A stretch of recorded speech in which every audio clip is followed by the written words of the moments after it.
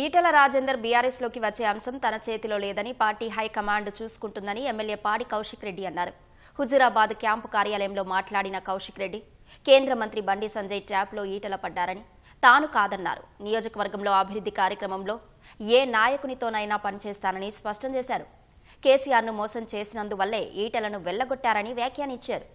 MP ఈటెలను ఇప్పటికే హుజూరాబాద్ గజ్వేల్ ప్రజలు దూరం కొట్టారని, ఇక మల్కాజిగిరి ప్రజలు సైతం తరిమి కొడతారనే భయంతోనే మళ్లీ నాటకాలు మొదలు పెట్టారని ఆరోపించారు. అమ్ముడు వేది ఈటెల రాజేందర్ గారు ఇక్కడ ఉన్న బీఆర్ఎస్ పార్టీ కార్యకర్తలు కాదు.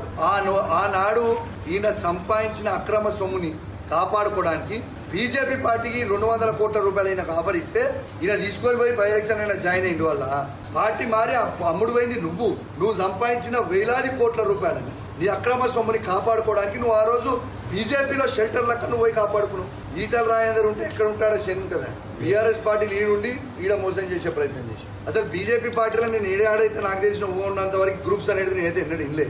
ఆడ కూడా స్ప్లిట్ చేసి పడుతుంది.